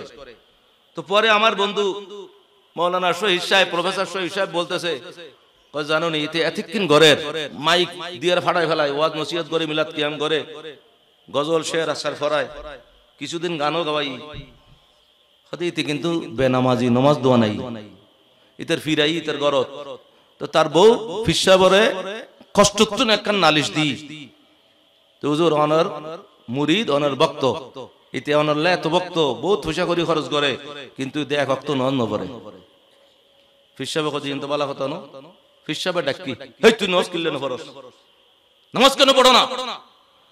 ফির সাহেব রে মুরিদে ঘুরে ফেলছে। মুরিদে বলতেছে, হুজুর নামাজে যদি ফোনমু তো আপনার হাতে হাত দিছি কেন, আপনার কেন ফির ধরছি? ওম্মারে মা, এই কথা শুনে ফির সাহেব কইবেন আর আসুন মুরিদ, নাউজুবিল্লাহ পড়েন না, নাউজুবিল্লাহ পড়েন না। হতে ঠিক আছে, ঠিক আছে, আরো জোরে বলেন না নাউজুবিল্লাহ। আলহামদুলিল্লাহ পড়েন, আলহামদুলিল্লাহ। কেন আলহামদুলিল্লাহ? আরে শাহিন শাহ শ্রীকুটের গোলাম যারা আছে, একবার নয় বারংবার তাদেরকে তাকিদ দেওয়া হয়, খবরদার নামাজ ছাড়তে পারবি না, নামাজ ছাড়তে পারবি না, পীরের হাতে মুরিদ হয়েছিস, নামাজ পড়বি না, আল্লাহর রাসূলের হুকুম পালন করবি না, তোর এই মুরিদ হওয়ার কোনো দরকার নাই। এটা শাহিন শাহ শ্রীকুটের সিলসিলার মধ্যে আগেই বলা হয়েছে। 5 ওয়াক্ত নামাজের কথা শুধু বলা হয়েছে তাই নয়, আল্লাহ পাকের প্রত্যেকটা হুকুমকে বড় গুরুত্ব দিয়ে পালন করতে হবে। ফরজ তো বাদ দিতে পারবি না, ওয়াজিবও বাদ দিতে পারবি না, সুন্নাত মুআক্কাদা আমল করতে হবে, তার সাথে বেশি বেশি নফলের উপরে আমল করতে হবে। বলেন সুবহানাল্লাহ। এই জন্য শাহিন শাহ শ্রীকুটের গোলাম যারা আছে তারা জানে, আমার হুজুর কবলা বলে থাকেন, আরে তরিকত আসছে এখানে, আমাদের এই সিলসিলাটা শুধু তরিকত মারিফাত নিয়ে নয়, শরীয়ত এবং তরিকত দুইটা একসাথে পাওয়া যাবে। শাহিন শাহ শ্রীকুটের দরবারে আইসা দেখো, চ্যানেল আয়ের ফারুকী সাহেব অন্য দরবারের মুরিদ হওয়ার পরও অকপটে স্বীকার করে গিয়েছে, কেউ মানুক আর না মানুক, আল্লাহ পাকের দয়ায় সে অন্য দরবারের মুরিদ হওয়ার পরে বলে দিয়েছে, বাংলাদেশে যতগুলো দরবার আছে, যতগুলো পীর মাশায়েখ আছে, সবাই যদি শাহিন শাহ শ্রীকুটের থেকে একটু সবক শিখতে পারতো, বাংলাদেশে সুন্নিদের বিরুদ্ধে বাতিলরা মাথা উঁচা করে দাঁড়াতে পারতো না। কথা কোন ঠিক কিনা? আল্লাহ পাকের দয়া, আল্লাহ তাআলা যাকে দিয়ে চাইবেন তাকে দিয়েই করাবেন। কেউ যদি গায়ে কষ্ট লাগে, আগুন ধরে, সে নিজেই নিজের আগুনে জ্বলে যাবে, ঠিক কিনা বলেন? আজকে দেখেন আস্তে আস্তে চট্টগ্রামের জমিনে একটা মহিলা কামিল মাদ্রাসা, সারা চট্টগ্রামের জমিনে মাত্র একটা, এটা শাহিন শাহ শ্রীকুটের গোলামদের মাধ্যমে, আওলাদ রাসূলের নেগাহে করমে আল্লাহ তাআলা এই জমিনে কবুল করেছেন। পড়েন না সুবহানাল্লাহ, আরো মহব্বতে পড়েন আল্লাহু আকবার, আরো মহব্বতে পড়েন আলহামদুলিল্লাহ। হিংসা করে কোনো লাভ নাই। এক জামিয়ার দিকে তাকাইতেছো, একটা জামিয়া শত শত মাদ্রাসার চাইতে উপরে। সুবহানাল্লাহিল আযীম ওয়া বিহামদিহি আল্লাহু আকবার। নিয়ামত কার? কথা বলেন, নিয়ামত কার? আপনারাই আগে বলেছেন, আল্লাহর হুকুম ছাড়া একটা গাছের পাতাও, কথা বলেন, লড়ে না। তো আল্লাহর হুকুম ছাড়া কি এখানে জামিয়া হইছে নাকি? আয় হায় হায়, আল্লাহর হুকুম, আল্লাহ পাকের পছন্দ, আল্লাহ পাকের ইচ্ছা হয়েছে বাংলার জমিনে শাহিন শাহ শ্রীকুট নবী বংশের খেদমত কবুল হবে। তুমি কষ্ট পাইলে কি হবে? কথা কোন ঠিক কিনা? এবং যাও বাংলাদেশের প্রত্যন্ত অঞ্চলে যাও, দ্বীন হকের কথা জানবাজি রেখে যারা দ্বীনের দাওয়াত দিতেছে, তাদের পরিচয় পাইবা তালাশ করতে করতে। জামিয়াত থেকে কামেল টাইটেল পাস করছে, না হলে কাদিয়া মাদ্রাসা থেকে টাইটেল পাস করনা। সুবহানাল্লাহ। প্রিয় হাজিরিন মুসল্লিয়ানে কেরাম, কোরআন হাদিস থেকে কথা চলতেছিল, বলতেছিলাম আল্লাহ পাকের দয়া হলে কোরআন হাদিসের ভিতরেই থাকতে হবে। আল্লাহ পাক রব্বুল আলামিন দয়াল নবীর মাধ্যমে আমাদের বড় সুন্দর সুন্দর কথা জানাইছেন। আমরা যারা সুন্নি যারা আছি, আমাদের কাছে কবর জিয়ারত আছে না নাই? 5 ওয়াক্ত নামাজের পরে মোনাজাত আছে নাকি নাই? দলিল সবগুলার আছে, এখানে বসে বসে সব দলিল পাবেন। এরপরে আসেন আজানের পরে মোনাজাত আছে না নাই? মোনাজাতের একটা দুরূদ শরীফ আছে না নাই? চট্টগ্রামেও এখনো অনেক মসজিদে আছে, সুন্নি মসজিদ, আজানও হয়, দোয়াও হয়, দুরূদ শরীফটা হয় না। কিন্তু শাহিন শাহ শ্রীকুটের গোলামরা যেই মসজিদের দায়িত্বে আছে, সেখানে আজানের পরে দুরূদ শরীফ, তারপরে দোয়া। কথা কোন ঠিক কিনা? ঠিক কিনা?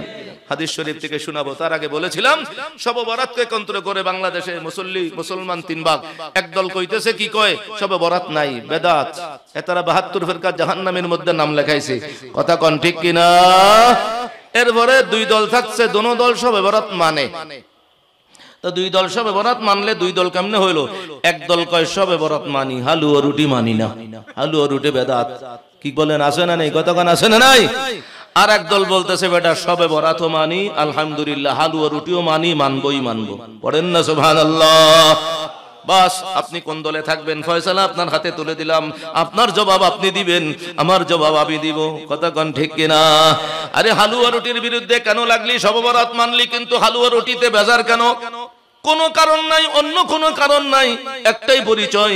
আপনার আমার জীবনে, প্রত্যেকের জীবনে আমরা খানা খাই, এক একজনের খানার মধ্যে এক একটা আইটেম পছন্দ। কথা কোন ঠিক কিনা?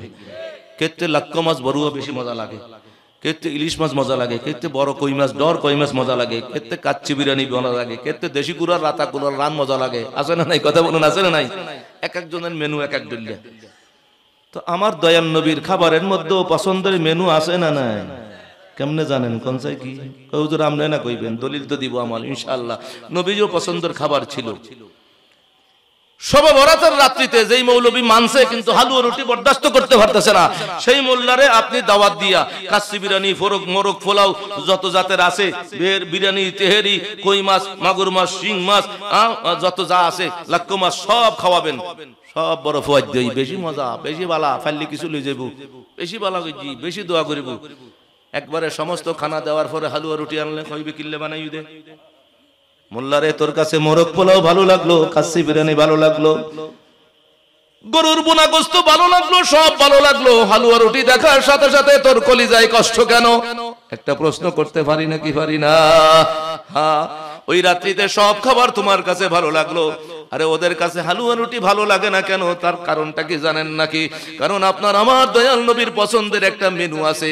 নবী বলেছেন তুমি যদি যে কোনো দিনে রাতে আল্লাহর কোন বান্দাকে খানা খাওয়াইতে পারো, যে কোনো খানা খাওয়াইবা, সেটা ইসলামের সর্বশ্রেষ্ঠ একটা আমল হবে। সাহাবায়ে কেরাম নবীজির কাছে জানতে চেয়েছিলেন, ইয়া রাসূলুল্লাহ, পড়েন সাল্লাল্লাহু আলাইহি ওয়া আলিহি সাল্লামা, আইয়ুল আমালি আফদালু ফিল ইসলাম? ক্বালা রাসূলুল্লাহ সাল্লাল্লাহু আলাইহি ওয়া আলিহি সাল্লামা, তুতঈমুত তাআমা ওয়া তাকরাউস সালাম, আও কামা ক্বালা রাসূলুল্লাহ সাল্লাল্লাহু আলাইহি ওয়া সাল্লামা। নবীর কাছে সাহাবায়ে কেরাম জানতে চাইলেন, ইয়া রাসূলুল্লাহ, ইসলামের সর্বশ্রেষ্ঠ আমল কি কি? তখন আপনার আমার দয়াল নবী এক হাদিসে বলেছেন, তুমি যদি আর একজনকে খানা খাওয়ায়, এটা ইসলামের সর্বশ্রেষ্ঠ আমলের মালিক হয়ে যাবা। বলেন সুবহানাল্লাহ। তো খানা খাওয়ানো এটা কি? নবী বলতেছেন ইসলামের সর্বশ্রেষ্ঠ একটা আমল, এটা ইবাদত। মোল্লা কইতেছে বেদাত। নাউজুবিল্লাহ পড়বেন না? এখন শবে বরাতে হালুয়া রুটি আপনারা খান, গরিব দুঃখীকে খাওয়ান নাকি খাওয়ান না? আত্মীয় স্বজনকে দেন নাকি দেন না? একটু আল্লাহর রাস্তে কথা বলেন, হালুয়া রুটি এটা কি খাদ্য নাকি অখাদ্য? তো রাসূল বলতেছেন খাদ্য হলো ইসলামের এমন ইবাদত, টপ লিস্টের আমল। মোল্লা কইতেছে বেদাত। তাহলে রাসূলের পক্ষে থাকবেন না মোল্লার পক্ষে যাবেন? এরপরে আবার আসেন, শবে বরাতের রাত্রিতে আপনি যদি এক গ্লাস শরবত খাওয়ান, ইসলামের সর্বশ্রেষ্ঠ আমল হবে। একটা খেজুর খাওয়ান, একটা বিস্কুট দিয়ে চা খাওয়ান, ইসলামের সর্বশ্রেষ্ঠ আমল হবে। ওলি আল্লাহরা শিক্ষা দিয়েছেন, আরে এই রাত্রিতে তো যে কোনো খানা খাওয়াইতে পারবি, কোনো সমস্যা নাই, কিন্তু যদি একটু খেয়াল করে দেখিস, তোর এবং আমার পছন্দের খাবার যদি খাওয়াস, এটা আরো বেশি সওয়াব। আবার যদি এই দিকে খেয়াল রাখতে পারিস, এই পবিত্র রাত্রিতে আমি ইসলামের টপ লিস্টের একটা আমল করে নবীর সেই সর্বশ্রেষ্ঠ আমলের মালিক হব, নবীর ঘোষণায়। কিন্তু আমি আমার পছন্দের খাবারও খাওয়াইলাম, মা বাবার পছন্দের খাওয়াইলাম। নবীর উম্মত হিসাবে যদি আমার চিন্তা, টেনশনটা, নিয়তটা এমন থাকে, আজকে রাত্রে আমি খানা খাওয়াবো, আমার রাসূলের জীবনে নবী আমার কি পছন্দ করতেন সেটা একটু তালাশ করব। ওলি আল্লাহরা শিক্ষা দিয়েছেন, আরে তোর পছন্দের খাবার খাওয়াবি ভালো কথা, তোর মায়ের পছন্দের খাবার খাওয়াবি ভালো কথা, আমার রাসূলের পছন্দের খাবার যদি এই রাত্রে খাওয়াইতে পারি, সওয়াবটা কম হবে না বেশি হবে? আমার দয়াল নবীর খাবারের পছন্দের মেনুর মধ্যে তালাশ করলে হাদিস শরীফ একটা দুইটা নয়, জগতের অনেক হাদিসের কিতাবে আসছে, আন্নান নাবিয়্যা ইন্নান নাবিয়্যা পড়েন সাল্লাল্লাহু আলাইহি ওয়া সাল্লাম ইউহিব্বুল হালওয়া ওয়াল আসলা আও কামা ক্বালা রাসূলুল্লাহ পড়েন সাল্লাল্লাহু আলাইহি ওয়া সাল্লাম আমার দয়াল নবীর পছন্দের খাবারের মধ্যে মধু ছিল এবং হালুয়া ছিল, অন্য রওয়ায়াতে আসছে খুবজ রুটিও ছিল। বলেন সুবহানাল্লাহ। আল্লাহু আকবার।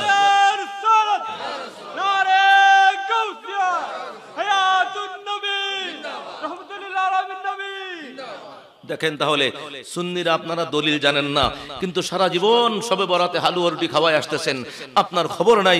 ওলি আল্লাহরা শিক্ষা দিয়েছেন, আল্লাহ পাকের দয়া আপনাদের কপালে আছে।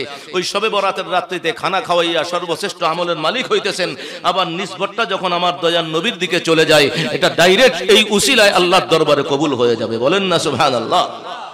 ইয়া রাসূলুল্লাহ ইয়া রাসূলুল্লাহ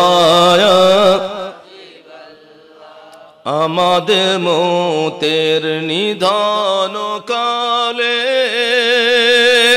আসিয়েন নবীজি আমাদের শিয়রে। পড়েন না ইয়া রাসূলুল্লাহ।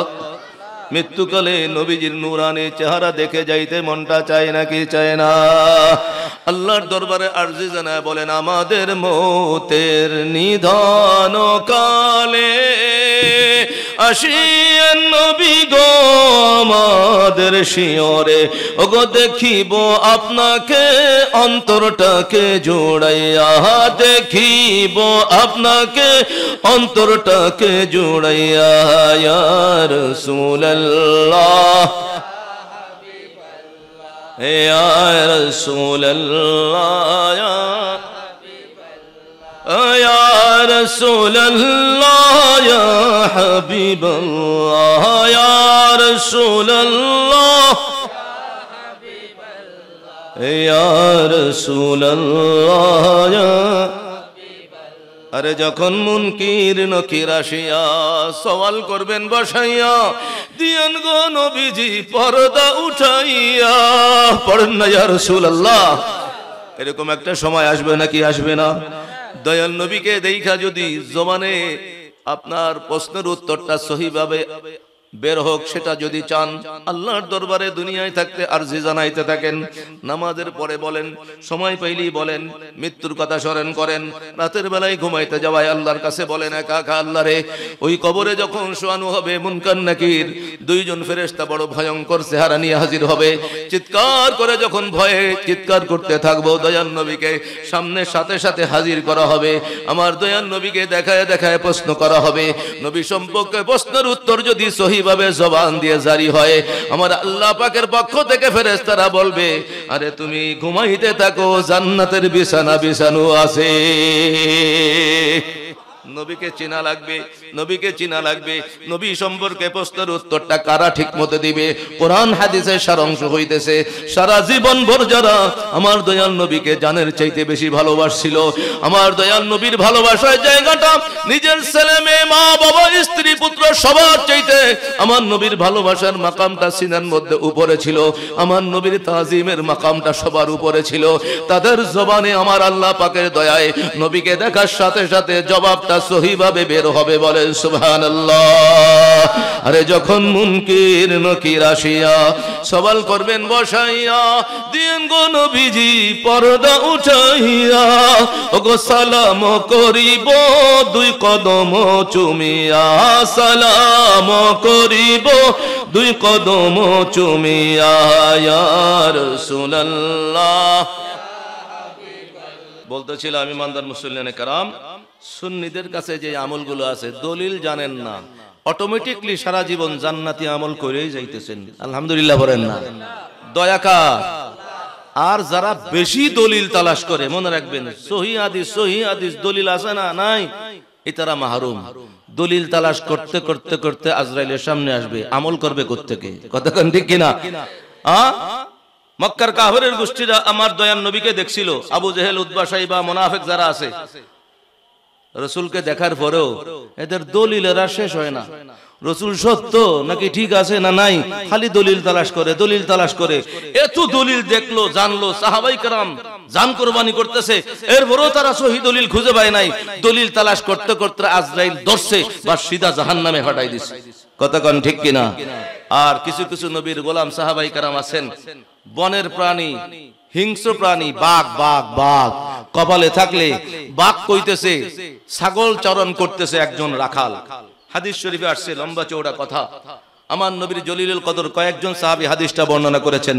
বিশেষ করে সাইয়েদনা আবু সাঈদ আল খুদরি রাদিয়াল্লাহু তাআলা আনহু বর্ণনা করেছেন। আবু হুরায়রা রাদিয়াল্লাহু তাআলা আনহুর রওয়ায়াত আছে, মদিনা মুনাওয়ারায় পাহাড়ের মধ্যে একজন রাখাল ছাগল লালন পালন করতেছে। ওই দেশে যারা রাখাল আছে, বনে জঙ্গলে থাকে, তাদের বড় সাহস। এই ছাগলের পাল লালন পালন করতেছে, হঠাৎ করে সেই তার কানে আসলো একটা ছাগল ডাকতেছে। কারণটা কি দেখলো, একটা বাঘ এসে তার ছাগলটাকে ধরে খাবার হিসাবে নিয়ে যাইতেছে। তখন ওই রাখাল সেই আইসার লাঠি দিয়া ওই বাঘটাকে তালাশ করে ধরে, এরপরে বাঘের মুখ থেকে তার ছাগলটা ছিনায় নিছে। এবার বাঘের জবান খুলে গেল, সুবহানাল্লাহ বলেন। বাঘ দুইটা পায়ের উপরে ভর করে, মনে হয় লেজের উপরে দাঁড়ায় গিয়েছে, এভাবে দাঁড়ায় গিয়ে বাঘ তার সাথে কথা বলতেছে। ওই রাখাল বলতেছে, ইউকাল্লিমুনি বিকালামিল ইনসি তাজ্জুবান আজাবান ইয়া আজাবা। সে আশ্চর্য হয়ে বলতেছে, হায় হায় আশ্চর্য, জীবনে যা কোনোদিন দেখি নাই। চতুষ্পদ হিংস্র প্রাণী এই বাঘটা তো সে আমার সাথে মানুষের মতো কথা বলতেছে। এটা দেখে যে যখন আশ্চর্যান্বিত হয়েছে, তখন বাঘটা আরো বলতেছে, প্রথম বলল, তুই যে আমার কাছ থেকে আমার রিজিকটা ছিনায় নিলি, তুই কি জানিস নাকি আমার আল্লাহ তাআলা এটাকে আমার রিজিক হিসাবে কবুল করেছেন, আর তুই আমার রিজিকটা ছিনায় নিতেছিস। বলেন সুবহানাল্লাহ। এবার রাখাল বলতেছে, আশ্চর্য, বাঘ কোনদিন কথা বলে নাকি মানুষের মতো আমার সাথে কথা বলতেছে, বড় আশ্চর্য হয়েছে। বলেছে এই কথাটাও বাঘ যখন শুনেছে, তখন বলে, তোকে কি আমি আরো আশ্চর্যের কথা বলবো না? তুই আমার কথা শুনে আশ্চর্য হইলি, আর আমি তোর কাজ কারবার দেখে আশ্চর্য হইতেছি। তুই এখানে ছাগলের পিছনে জীবন কাটাই দিতেছিস, অথচ খুব কাছাকাছি মদিনাতুল মুনাওয়ারায় রহমাতুল লিল আলামিন আসছেন জান্নাতের রাস্তার মালিক বানানোর জন্য। ওইটা ছাইড়া দিয়া তুই ছাগলের পিছনে জীবন কাটাইতেছিস, এটা আমার কাছে আরো বেশি আশ্চর্যজনক। বলেন সুবহানাল্লাহ। বাঘে যখন কথা বলতেছে, তখন একটু ভক্তি আসবে নাকি আসবে না? কথা বলেন। এবং আক্রমণও করতেছে না, ছাগলটাকেও ছাইড়া দিছে, রাখালের দিকেও কোনো আক্রমণ নাই, আদব সহকারে সুন্দর নরম হয়ে হয়ে কথা বলতেছে। তো রাখালের মনটাও গলে গেছে, কি বলস তুই, কি বলস? বলে, হ্যাঁ তুই এখানে বসে আসোস, তোর কপাল কোথায়? বড় কপালের মালিক হতে হলে কেন এখানে আসোস? যা নবীর গোলামিতে যা। সুবহানাল্লাহ বলেন না। এখন তার ভক্তি চলে আসছে, চলে যাবে। যাওয়ার সময় মাথায় আসলো, আমার এতগুলা ছাগল আছে, আমি কার কাছে রেখা যাই? বনের জঙ্গলের এই বাঘটা না হলে বিশ্বাস করলাম অন্য বাঘরা খাইয়া ফেলবে। এইটা যখন বলতেছে, তখন বাঘ বলতেছে, তুই যদি রহমাতুল লিল আলামিনের গোলামিতে তুই যাস, আমি তোর সাথে ওয়াদা করতেছি, তুই নবীর দরবারে যা, তোর সমস্ত ছাগলগুলো পাহারা দিয়ে আমি রাখে দিব। বলেন সুবহানাল্লাহ। বিশ্বাস জন্ম হয়ে গিয়েছে বাঘের উপরে, সাইডা দিয়া নবীর দরবারে গেছে। নবীর দরবারে হাজির হওয়ার পরে সমস্ত ঘটনাগুলো আল্লাহর নবীর কাছে যখন বলেছেন, আল্লাহর নবী অন্য হাদিসে বলেছে, সাহাবীরা রে, তোমরা শুধু তোমার রাসূলকে চিনো তাই নয়, মনে রাখো খোদার तमाम সৃষ্টি, যত সৃষ্টি আছে 18,000 মাখলুকাত বলে ওলামায়ে কেরাম, তোরা যেভাবে আমি রাসূলকে চিনিস, আমি আল্লাহর বন্ধু, আল্লাহর तमाम সৃষ্টি আমাকে আল্লাহর রাসূল হিসাবে চিনে এবং জানে। চিৎকার করে বলেন না সুবহানাল্লাহ। ওই সাহাবীর কথা শোনার পরে নবী বললেন, এরপরে তাকে আল্লাহর নবী কলেমা পড়ালেন। ওই রাখাল মানুষটা এখন থেকে চিরস্থায়ীভাবে বড় কপালের মালিক হয়ে গেল, নবীর গোলাম হয়ে গেল। এবার আবার নবীর কাছে বলতেছেন, একটু টেনশন আছে, ছাগলগুলো তো রাইখা আসলাম বাঘের কাছে, আছে না নাই, কয়টা গেছে কে জানে। আল্লাহর নবী রাহমাতুল লিল আলামিন গায়েবের খবর দেনেওয়ালা, কথা কোন ঠিক কিনা? আল্লাহর হাবিব বলতেছেন, আমার প্রেমিক, ওই বাঘের কাছে ছাগল রাইখা আসছিস, টেনশন লাগতেছে, তো আমি নবী তোকে বলে দিচ্ছি, তুই যা, তোর ছাগল লালন পালন করবি। কয়টা ছাগল রেখে আসছিলি তোর মনে আছে নাকি? নবী বলতেছেন, হ্যাঁ, তোর যদি মনে থাকে আমি নবী বললাম ওই বাঘের কাছ থেকে তোর ছাগলগুলো একটা দুইটা তিনটা চারটা পাঁচটা এভাবে গনে গনে সব কয়টা ছাগল তুই বুঝে নিবি, একটা ছাগল কম পাবি না। চিৎকার করে বলেন সুবহানাল্লাহ। ওই সাহাবী আসলেন, দেখলেন হ্যাঁ দয়াল নবী যা বলেছেন প্রত্যেকটা ছাগল গণনা করে একটাও কম নাই। এবার সে আসার পরে ওই হিংস্র প্রাণী বাঘ খুশি হয়ে গেছে, তুই রসুলকে চিনতে পারছিস, রসুলের দরবারে গেছিস, যা তুই আইসোস, এখন তুই ছাগল পালন কর, আমি চলে যাই। তখন ওই রাখালটা খুশি হইয়া বলছে, আরে তোর কারণে কপাল তো পরিবর্তন হয়ে গেছে, তুই খালি যাইতে পারবি না, আমি তোরে আমার ছাগল কোরবানি করে তোর খাবারের ব্যবস্থা করে দেব। বলেন সুবহানাল্লাহ। বনের হিংস্র প্রাণী পর্যন্ত দয়াল নবীকে চিনল। দুই পায়া জানোয়ার তুই আমার নবীর উম্মত দাবিদার হইয়া নবীরে চিনলি না। কথা কন ঠিক কিনা? আমার দয়াল নবী রাহমাতুল লিল আলামিন যেই কথাগুলো বলেছেন আল্লাহ পাকের দয়ায় দলিল জানে না সুন্নিরা, কিন্তু সারা জীবন সেই জান্নাতি আমলগুলো অটোমেটিকলি করে যাইতেছে। আর কিছু হতভাগা বদনসিব খালি দলিল তালাশ করে, সহিহ হাদিস তালাশ করতে করতে ওর কাছে আজরাইল আসবে, দলিলও পাবে না, আমলও করার সুযোগ নাই, পোড়া কপালি। কথা কন ঠিক কিনা? আজান হয় যখন, অনেক সুন্নি মসজিদে আজান হয়, কিন্তু আজানের পরে দোয়া আছে, দুরূদ শরীফ নাই। কথা বলেন ঠিক কিনা? আজান মুয়াজ্জিন দেয়, আমরা শুনি, মুয়াজ্জিন তার দায়িত্ব পালন করে আজান দিতেছে, আমরা যারা শুনি আমাদের দায়িত্ব কিছু আছে না নাই? কয়টা দায়িত্ব জানেননি? 3টা দায়িত্ব। কয়টা দায়িত্ব? সিরিয়াল আছে। আল্লাহ নবী রাহমাতুল লিল আলামিনের নূরের জবানের ঘোষণা, নবী রাহমাতুল লিল আলামিন বলতেছেন, ক্বাদ রাসূলুল্লাহ, পড়েন সাল্লাল্লাহু আলাইহি ওয়া সাল্লাম, ইযা সামি'তুমুন নিদাআ ওয়া ফি riwayatin ইযা সামি'তুমুল মুআজ্জিনা ফাকুলু মিথলা মা ক্বালু সুম্মা সাল্লু আলাইয়া فإنه من صلى علي صلى الله عليه بعشرا أو كما قال رسول الله صلى الله عليه وسلم إلى آخر الحديث।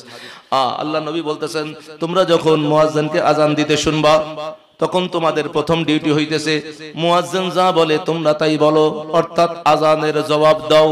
কি দাও? আজানের জবাব দাও। এখন অন্যরা আছে, অন্য যত দল আছে এরা তো নাই, সুন্নিরা পর্যন্ত মসজিদের দুয়ারের মধ্যে সাহার, মসজিদের সামনে দোয়ান, আজান চলে গপ মারে। আল্লাহর রাস্তায় সত্যি কথা বলেন, আছে না নাই? জবাব নাই, জবাব দিচ্ছে না। নবী বলতেছেন, তুমি আজান শোনার সাথে সাথে, এমন কি আজানের জবাবের গুরুত্ব এমন আসছে, কোরআন তেলাওয়াত করতেছো, এটা বন্ধ করো, আজানের জবাব দাও। পড়েন না সুবহানাল্লাহ। আজানের জবাব দাও 1 নম্বর ডিউটি। এরপরে আল্লাহর নবী বলতেছেন, তুমি আমার উপরে আজানের জবাব শেষ করছো, লা ইলাহা ইল্লাল্লাহ শেষ হয়েছে, তোমার ডিউটি শেষ হয় নাই, এবার আমি নবীর উপরে দুরূদ সালাম আদায় করো। বলেন সুবহানাল্লাহ। দুরূদ পড়ো আমার উপরে, কারণ তুমি একবার আমার উপরে দুরূদ পড়বা, আমার আল্লাহ তাআলা তোর একবারের বদলায় তোর উপরে 10 বার রহমত বর্ষণ করবেন। সুবহানাল্লাহ। নবী কারণটা বলে দিলেন, গুরুত্বটা বোঝার জন্য। আজানের জবাব শেষ করার পরে বসে থাকার জন্য নয়, শুধু দুরূদ শরীফ পড়ো এটা বললেই হতো। তারপরও কারণটা নবী খুইলা দিলেন, আল্লাহর রহমত যদি পাওয়ার আশা থাকে নবীর কথা মানতেই হবে। কথা কন ঠিক কিনা? আল্লাহ নবী বললেন, তুমি আজানের জবাব দিলে 1 নম্বর, 2 নম্বর কি? নবীর দুরূদ শরীফ পড়া। বলেন না 2 নম্বর কি? নবীর দুরূদ শরীফ পড়া। 3 নম্বর নবী বলতেছেন, সুম্মা লাহু সুম্মা সাল্লাল্লাহু আলাইহি ওয়াসিলা। আল্লাহ নবী রাহমাতুল লিল আলামিন বলতেছেন, 3 নম্বর ডিউটি হইতেছে আমার জন্য ওসিলা তালাশ করে আল্লাহর দরবারে দোয়া করো। বলেন সুবহানাল্লাহ। আল্লাহ নবী বলতেছেন হাদিস শরীফের শেষে, এভাবে যেই ব্যক্তি সিরিয়াল ভাবে প্রথমে আজান শুনবে, আল্লাহ রাসূলের রাজামন্দির জন্য আজানের জবাব দিবে, দ্বিতীয়ত আজান শেষ হওয়ার সাথে সাথে নবীর উপরে দুরূদ শরীফ আদায় করবে, তৃতীয়ত আল্লাহর নবীর জন্য উসিলা তালাশ করে দোয়া করবে, আমার নবী বলতেছেন এই 3টা আমল যে করবি আমি নবী গ্যারান্টি দিলাম তুই জান্নাতি। পড়েন না সুবহানাল্লাহ। জান্নাতি গ্যারান্টি দিলাম, তার মানে কি? আল্লাহ নবী বলেছেন, হাল্লাত লাহু শাফাআতি আও কামা ক্বালা রাসূলুল্লাহ সাল্লাল্লাহু আলাইহি ওয়াসাল্লাম। নবী বলতেছেন এইভাবে 3টা আমল যে করবি আযানের সাথে সাথে আমি নবী জানাই দিলাম আমার শাফাআতটা তোর জন্য চূড়ান্ত হয়ে গেছে। আর নবীর শাফাআত যার জন্য চূড়ান্ত, আল্লাহর কসম তার জন্যই জান্নাত। কথা বলেন ঠিক কিনা? এরপরে শুরুতে যেটা বলেছিলাম, হ্যাঁ, আল্লাহর কাছে যদি প্রিয় হতে চান, দুইজন যখন দেখা হয় তখন একজন সালাম দিবে আর একজন কি দিবে? জবাব দিবে। কি হাত তুলে খালি নাকি মুখে? মুখে বলতে হবে। তো মুখে বললে কে সালাম আগে দিবে? আমরা তো সবাই চৌধুরী জমিদার। আর নবী বলতেছেন, জানিস কে আগে সালাম দিতে পারে? ওই দুইজনের মধ্যে একসাথে চলছে, মনে করেন বিলের মধ্যে রাস্তার মধ্যে ফাতাই যে দেখা হয় দুইজন অনাদে হাক্কুল্লাহ দেখা হয়। আই হলদি মুফতি সাহেব, নিজের বড় মুফতি সাহেব মনে করি, হাক্কু হলদি কৃষক মানুষ, হাক্কু আরা আগে সালাম দি। আর নবী খদ্দে তুই মোল্লা তুন হাক কইবা আল্লাহর কাছে, তোর তুন মর্যাদা বেশি, তাহলে আগে সালাম দিতে দি। সুবহানাল্লাহ বলেন না? আল্লাহর কাছে ইন্না আওলান নাস বিল্লাহ বাদা আসসালাম ও কামা ক্বালা রাসূলুল্লাহ সাল্লাল্লাহু আলাইহি ওয়াসাল্লাম। আল্লাহ পাকের কাছে যেই বান্দা নবীর উম্মত যে প্রিয়, বেশি নিকটে, আল্লাহর কুরবত যে বেশি অর্জন করেছে, সেই আগে সালাম দিতে পারে। পড়েন না সুবহানাল্লাহ? এই জন্য সালামের জবাব দিয়া নিয়া গর্ববোধ করেন না। যখন আপনার আগে কেউ সালাম দিবে তখন আফসোস করেন, হ্যাঁ আমি তোমার মতো বড় হইতে পারি নাই, তুমি আমার চাইতে বড়। কথা বলেন ঠিক কিনা? এই জন্য আল্লাহর রহমত পাওয়ার আশায় আগে সালাম দেওয়ার চেষ্টা করব। বলেন ইনশাআল্লাহ। নওজওয়ানরা কথা বলো, রাজি আছি না নাই? আর হুজুর চলে আসছেন। আল্লাহর রাস্তে সুন্নি পরিবারের সন্তানদের কাছে আমার করজোড়ে অনুরোধ, তোমরা মুরব্বীদের সাথে বেয়াদবি করে বরবাদ হয়ে যাইও না। এই বেলায় সব এক হয়ে গেছে, কি বাতিল কত দল আছে, অন্য দলের কথা বাদ দিলাম। সুন্নি পরিবারের জন্ম জশ্নে জুলুসের মধ্যে জান কুরবানি করে ফেলাইব, অথচ এলাকার আড়াল্লা ফারাল্লা হাক্কু ঝাড়া মুরব্বী ইমাম সাহেব ব্যাকুনুল্লাহ বেয়াদবি, কোনো আদব নাই, কোনো তাজিম নাই। আছে না নাই? কথা কোন আছে না নাই? কোন মুরব্বী হলে কোন কারণে যদি একখানা কথা কিরোড আইলে কিল্লে গরস, মুরব্বীরে উল্টা করি কত রকম বেয়াদবি ভাষা ব্যবহার করে। আছে না নাই? কথা বলেন আছে না নাই? সুন্নি পরিবারের সন্তান হয়ে তুমি হতভাগা বদনসিব।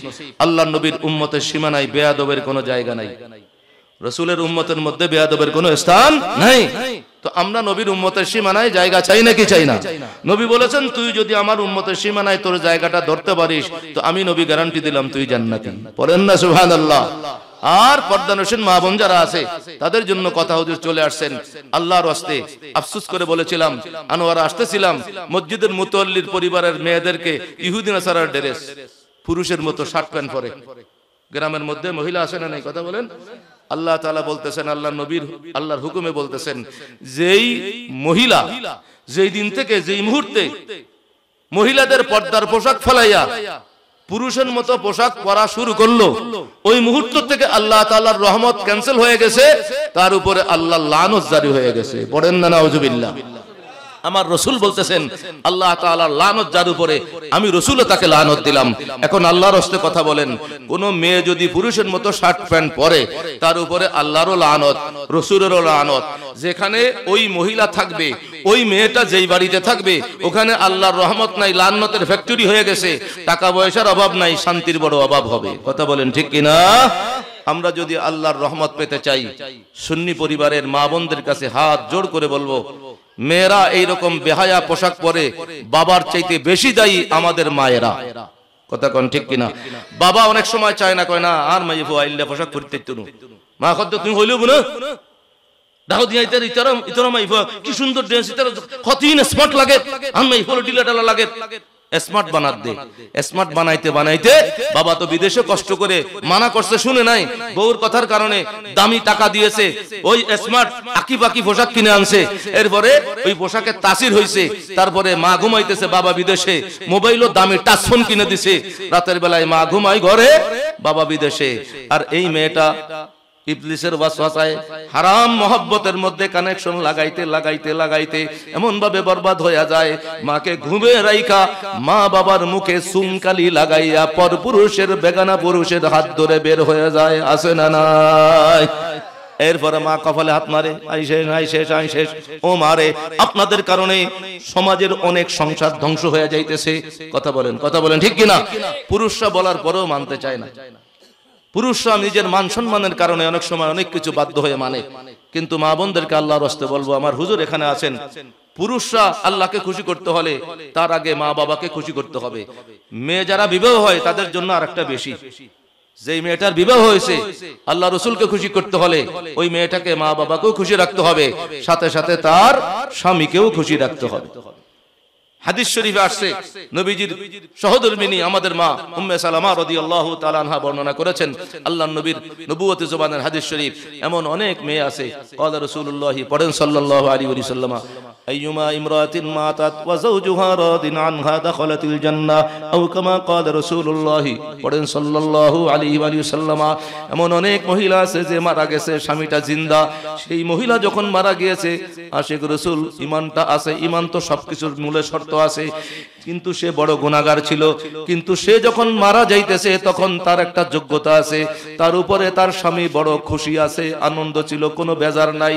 এই রকম মহিলা মারা যাইতেছে, তার স্বামীটা তার উপরে রাজি আছে, এইটুকুন যদি অর্জন করে মরতে পারে, নবী বলতেছেন সে মারা গিয়েছে তোরা জানিস, আমি নবী গায়বের খবর দিতেছি, যার স্বামী রাজি থাকা অবস্থায় মৃত্যু হলো সে ডাইরেক্ট জান্নাতে প্রবেশ করেছে। বলেন না সুবহানাল্লাহ।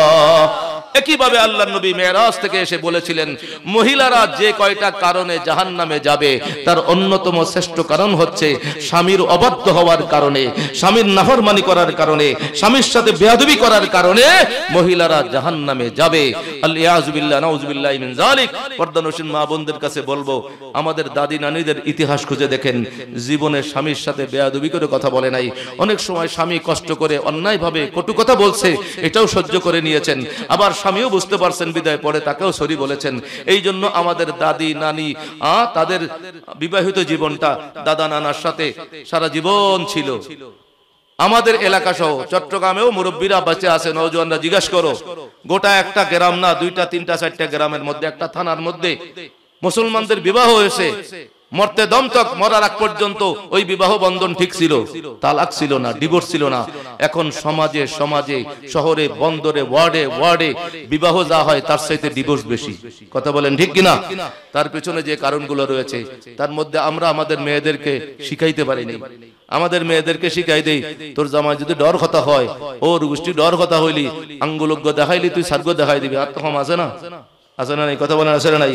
বাস সমাজের মধ্যে নিজেরাই এই মেয়েগুলোকে বেয়াদব করে যখন পাঠাইছি আর এক বাসায়, অশান্তির আগুন জ্বালাই দিলাম। আল্লাহ তাআলা আমাদেরকে হেদায়েতের বুঝ দান করুন, বলেন আমিন। প্রত্যেকটা কাজে যেন আল্লাহর ভয় থাকে, মুসলমান হিসাবে প্রত্যেকটা কাজের আগে যেন নিয়তটা সহি থাকে, আমি আল্লাহর খুশির জন্য, রসুলের খুশির জন্য করতেছি, আমি কি আল্লাহর কাছে ধরা খেয়ে যাই কিনা, এইটা চিন্তা করে আশিক রসুল হিসাবে দুনিয়ার জীবনটা পার করার জন্য চেষ্টা করেন। বান্দার হক নষ্ট করেন না। অবশ্যই আল্লাহ রসুলের ওয়াদা সত্য, আপনি আশিক রসুলের জন্য জান্নাত, জাহান্নামের আগুন হারাম হবে। আল্লাহু আজ্জা ওয়া জাল্লা আমাদেরকে সেভাবে কবুল করুন, আমিন। আমি গুনাহগার, হুজুরের কাছে দোয়া চাই, আপনাদের কাছে দোয়া চাই। চলে যাব, আপনারা দোয়া করেছেন সঠিকভাবে যেন গাড়িটা মিলে যায়, ঠিক মতো পৌঁছাইতে পারি, একটু বলেন না আমিন। আমার 4টা সন্তান, 3টা মেয়ে, একটা ছেলে। আল্লাহ তাআলা আমার ছেলে মেয়েদেরকে যেন নেককার সন্তান, আওলাদে সালেহ হিসেবে কবুল করেন। আর একটু মহব্বতে বলেন আল্লাহুম্মা আমিন। আর আমার একটা ছেলে, যেহেতু আমার মনের বড় আশা, জীবনে আল্লাহ তাআলা যা দিয়েছেন সব দিক থেকে সব কিছু বেশি পাইছি আলহামদুলিল্লাহ। নবী বংশাওলাদ রাসূলের নিগাহে করমে আমার যোগ্যতা নাই, সব দিক থেকে সব বেশি পাইছি, কিন্তু মনের বড় একটা আশা হচ্ছে আমার এই ছেলেটা কোনো জজ ব্যারিস্টার বানাতে চাই না, কোনো ডাক্তার ইঞ্জিনিয়ার বানাতে চাই না। আমার আল্লাহ তাআলা আমার কলবের খবর সবচেয়ে বেশি ভালো জানেন। বড় মনের আশা আমার ছেলেটা আল্লাহ রাসূলের পছন্দের একজন হাফেজ হবে, একজন আলেম হবে, আল্লাহর নবী রাহমাতুল লিল আলামিনের দেওয়া দ্বীন হকের একজন ফেরিওয়ালা হবে, শাহেনশাহ শ্রীকুটির গোলাম হবে। আল্লাহ তাআলা যেন আমার এই আশাটা পূর্ণ করেন। আমার ছেলে হাসান মোহাম্মদ হোসেনকে আল্লাহ রাসূলের পছন্দের হাফেজ আলেম হিসেবে কবুল করেন, বলেন আমিন। ওয়া মা ইলাইহিল বালাগ ওয়া মা তাওফীক ইল্লা বিল্লাহ। আসসালামু আলাইকুম ওয়া রাহমাতুল্লাহ।